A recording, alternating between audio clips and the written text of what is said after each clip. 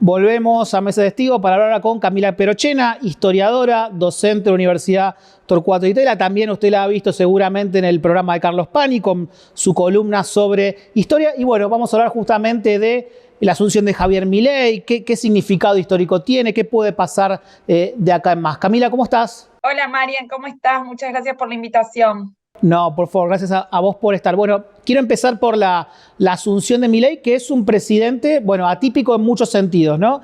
Pero bueno, es un presidente que llega con un respaldo popular interesante del balotaje, pero casi sin legisladores, sin gobernadores, sin intendentes.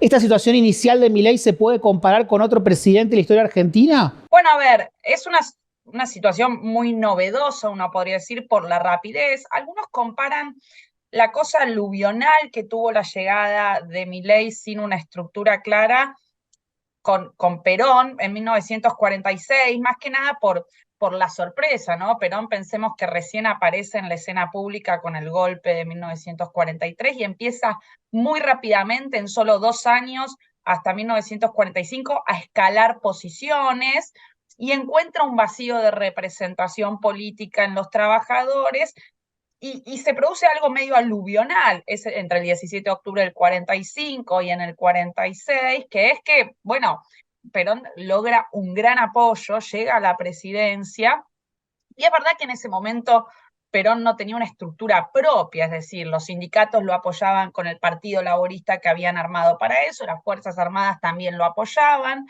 pero digo, no tenía su propio partido. Ahora, sí había logrado obtener más bancas en el Congreso y digo, sí, la situación era otra. Yo diría que la debilidad estructural política y territorial de Milei es bastante nueva, por lo cual hay algo a estudiar o a tratar de entender que es, bueno, cómo va a lograr gobernabilidad, cómo lo va a lograr, digo, porque aparte no es solo que Milei llega con una estructura muy débil, sino que se propone una reforma muy ambiciosa, digo, no se propone solo el déficit fiscal, plan de estabilización o lo que están pensando ahora. Él pretende o busca una gran reforma del Estado, ¿no? Con desregulación. Bueno, para hacer eso necesitas, además de ideas políticas, ¿no? Necesitas estructura, necesitas gobernadores, necesitas apoyo político. Entonces, lo interesante de ver en los próximos meses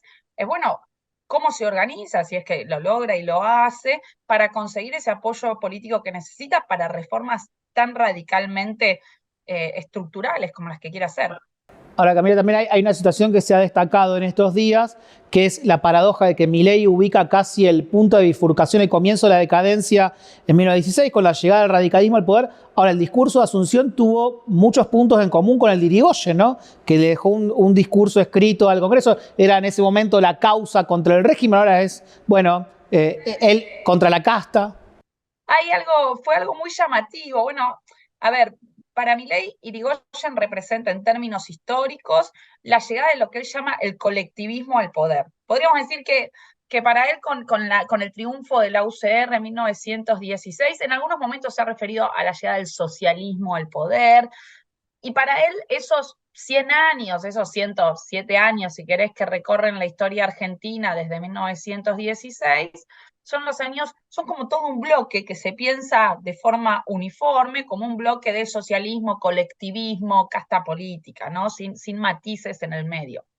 Ahora bien, el estilo político con el que él eligió arrancar en su asunción es bastante irigoyenista. ¿En qué sentido? Bueno, Irigoyen es el caso que tenemos en la historia argentina de un presidente que decide no dar su discurso de asunción frente al Congreso. Y de un presidente que no le habla al Congreso directamente. Irigoyen lo que hizo fue mandarlo por escrito. Irigoyen no solía dar discursos públicos a las masas. Ahora, sí lo que había era esa idea de que el Congreso no tenía que ser el intermediario entre el presidente y el pueblo, porque el Congreso para Irigoyen de alguna manera tergiversaba.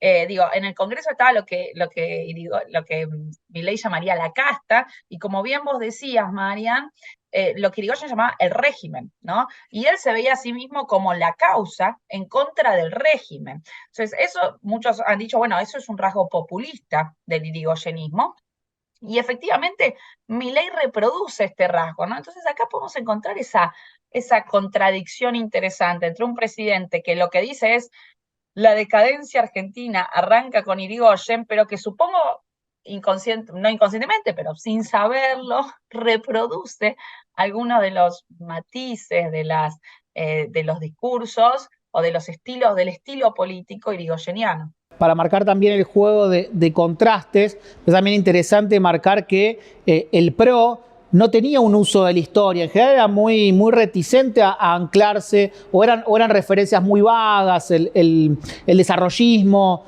de Frigerio y demás, pero no había referencia histórica. Acá en el caso de Milei sí hay una idea, una continuidad, que bueno, él inclusive lo planteó desde 1816, una cuestión interesante porque buena parte de su triunfo fue un triunfo en las provincias, de alguna forma es como una revuelta federal contra el AMBA, ¿no? Hay como una idea del plan interior. Digo, a ver, el PRO lo que buscaba o lo que hizo en relación con el uso del pasado fue una suerte de deshistorización.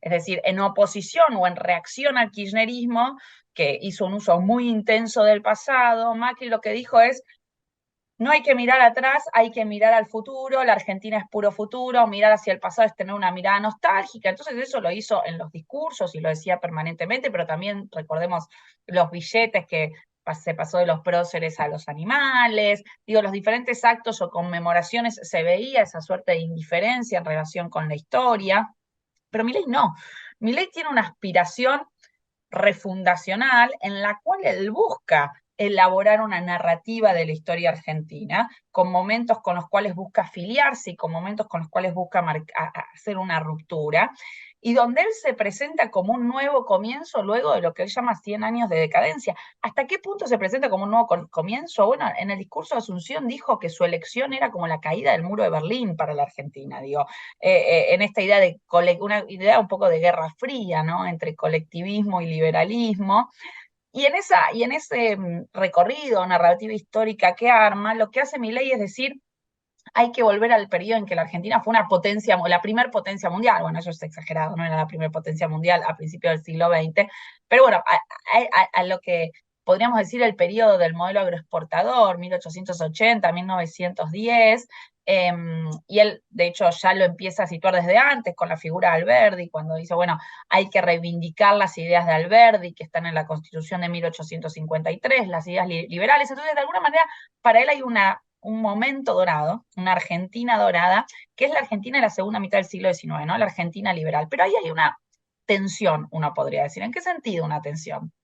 Bueno, porque la Argentina liberal de la segunda mitad del siglo XIX no es una Argentina libertaria. Ahí es importante la diferencia entre ser liberal y ser libertario. El libertarianismo es una corriente filosófica muy posterior al liberalismo, es de la segunda mitad del siglo XX, y es bien antiestatista. ¿Bien? El libertarianismo sospecha del Estado y en sus versiones más extremas busca eliminar completamente el Estado, sus versiones anarcocapitalistas. De hecho, Milei en sus discursos de los últimos años, que decía, yo soy anarcocapitalista en teoría, minarquista en la práctica. ¿Qué significa minarquista en la práctica? Acepto que el Estado tiene que existir, pero solamente encargarse de la seguridad y la justicia. Los liberales no lo veían así al Estado.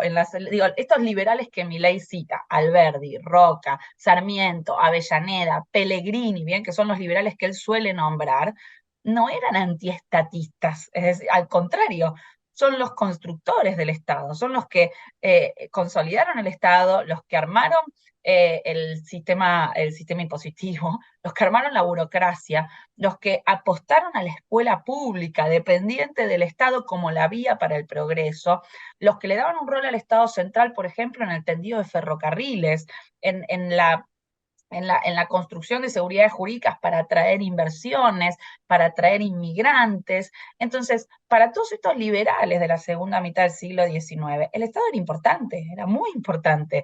Y ahí uno ve una tensión, ¿no? Porque tenés un discurso en torno al pasado que reivindica ese momento dorado, pero que al mismo tiempo pretende revivir esa época reduciendo el Estado a su más mínima expresión, ¿no?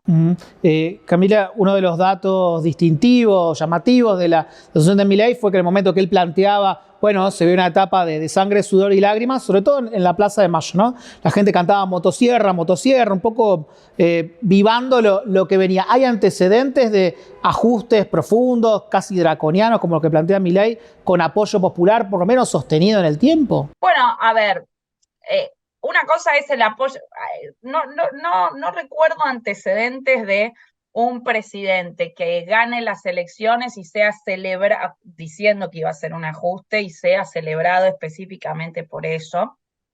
Ahora, hay que ver si ese apoyo que tuvo la idea de la motosierra ese día en la Asunción, es un apoyo que se sostiene en el ni siquiera te digo en el largo plazo, te digo en el mediano plazo, es decir, cuántos meses. Y aparte de eso, no hay que confundir a quienes estaban en la plaza con el pueblo argentino, ¿no? Digo, como tampoco nos engañemos, como esta idea de, bueno, el pueblo es el que está siempre en la plaza. Bueno, no, la sociedad argentina es mucho más amplia y la sociedad argentina tiene una característica a lo largo de la historia y es que ha sido siempre una sociedad muy organizada, muy movilizada, con mucha capacidad de movilización y con poca tolerancia es decir, que espera resultados rápidos de las políticas económicas. Entonces, hay que ver hasta qué punto Javier Milei tiene la capacidad de maniobra para ajustar y al mismo tiempo compensar a sectores más vulnerables para que pueda haber cierta armonía social para poder pasar los meses más difíciles. Si bien él habla de compensaciones, las compensaciones que se anunciaron ayer, no sé si son suficientes para lograr armonía. No puedo predecirlo ahora. No sé si son suficientes para lograr armonía en las calles y para lograr esa tolerancia social al ajuste que él necesitaría en los próximos meses, ¿no? Camila, y te consulto por otra cuestión distintiva, es como que en Milei es como una colección de novedades, ¿no? Pero esta cuestión muy fuerte del judaísmo presente en el discurso de Milei y asociada con una visión bastante mesiánica de la historia. ¿Cómo analizás este fenómeno? Bueno, a ver, eso también es algo bastante típico bueno, con la cuestión de por qué el judaísmo, yo eso no manejo tanto, pero sí el discurso religioso mesiánico es algo bastante común en el propio discurso populista. Si uno mira el discurso de Menem de 1989, el discurso de Asunción de Menem, que seguramente es un discurso en el que Milei ha escuchado, o sea, o ha visto, o ha en parte tratado de inspirarse, porque una de las cosas que trata de hacer es mirarse en el espejo de ese Menem que está asumiendo en la crisis del 89, que tiene varios aspectos en común con la situación crítica que estamos viviendo. Ese discurso de Menem es un discurso muy religioso, muy religioso. Menem arranca y cierra su discurso con la imagen de la Biblia diciendo Argentina, levántate y anda.